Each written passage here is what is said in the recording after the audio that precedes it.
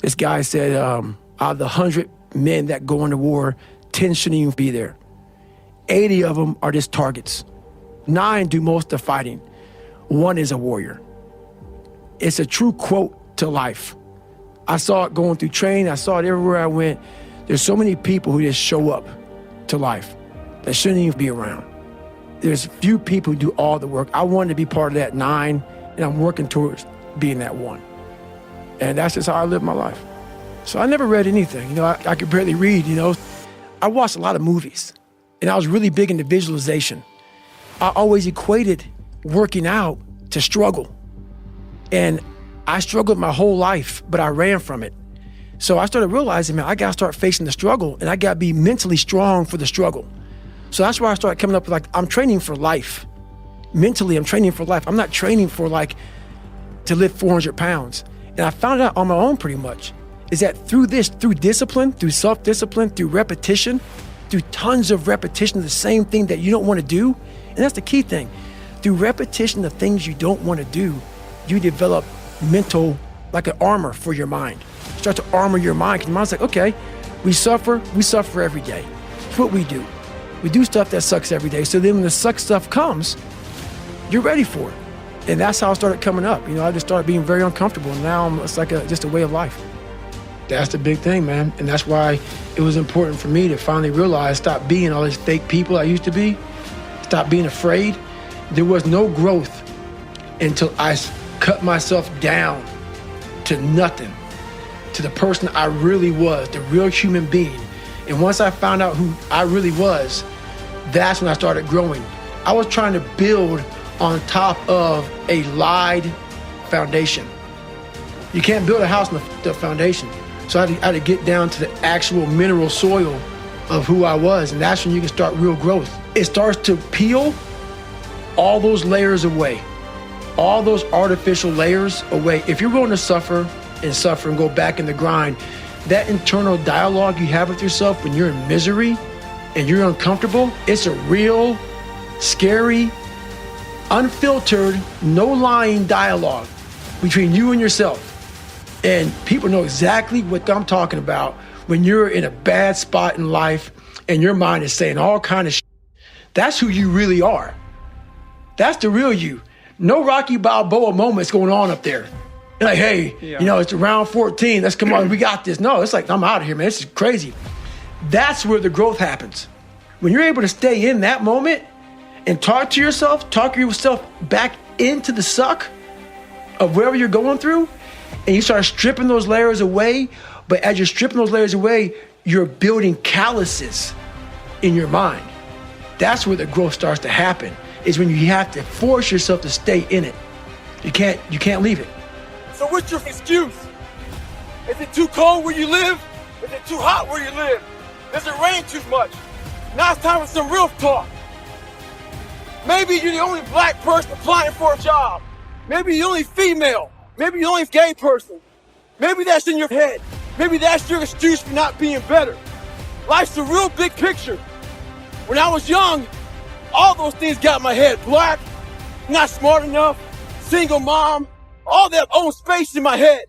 If you're allowing people and things and situations to own space in your head, you're losing. Last thing, life's one big head game. You play with yourself. If you lose, it's because you allow life to get in your head. All I knew back then was hard work. The only way anything gets accomplished. That's all I heard back in those days. You gotta work hard. You gotta work hard.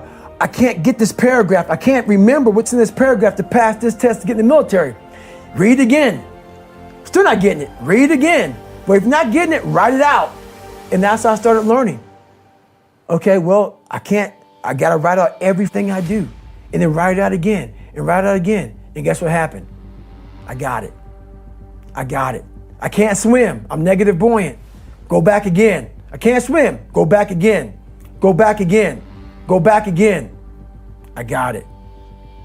I realized if I keep going back and going back until your mind will say, okay, we're gonna figure it out, because he is not going to stop.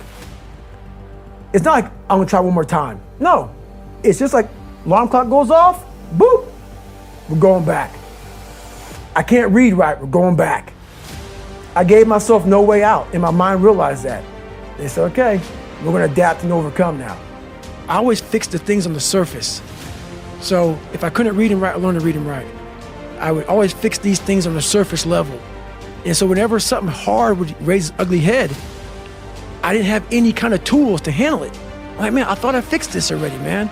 But no, I didn't go deep into the dungeon of my soul to say, okay, what is making you a quitter? What is making you a weak man? What is making you afraid? And so that's why I kept on quitting and going back to start, or not knowing how to get through hard times. And that's why I always tell people, I'm not a theorist. I didn't study, I didn't study a book. I literally put myself in a fire repeatedly like a sword. You put a sword in the fire repeatedly and repeatedly. If you keep on doing that, you're gonna get a nice sword. And then you keep on beating it. And that's what I am. I said, okay, we can't quit. We gotta figure out what is wrong with you, what's going on here? So I kept on putting the sword back in the daggone fire, and I just beat it harder. And I beat it harder. Before I knew it, I started realizing, all right, man, the brain is starting to get hard. The brain is starting to get hard. I'm no longer a theorist. I'm now a practitioner. I put it in hell. I dissected it while it's in hell, because you can't dissect anything in a normal environment. You can't dissect anything in 72-degree weather. You must put it in the freezer and freeze it, and then you dissect it. Dissect it when it's miserable. Dissect the brain when all it's thinking about is, I need to get out of here, man. I want to get out of the freezer. Open the door. And you said, nah, 5 more seconds, man. 5 more seconds in the freezer. And that's when you start to pick that brain apart. And that's what all this stuff did to me. I kept on putting myself back into the freezer or the fire and beating myself, mentally and physically. Before I knew it, this is what happened. I got big goals this year, but in true Goggins fashion, there will always be setbacks. So people think I killed that 300-pound man of mine. Oh no, he lurks. Whenever I'm in a setback or defeated, he pops up in my mind. Every morning I wake up and get a nice green smoothie, get after it. This morning, I smell in the kitchen, bacon and eggs cooking. That big boy in my mind, he's always waiting with a knife and fork in one hand. Wait, call me back to the dark side. Oh no, not today.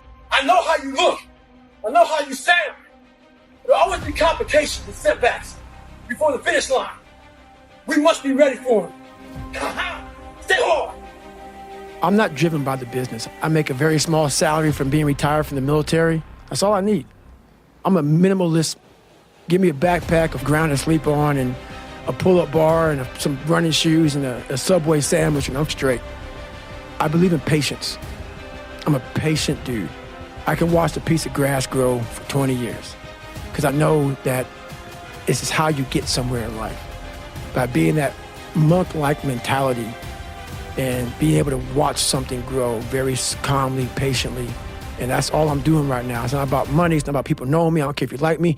Whoever wants to hear this is out there.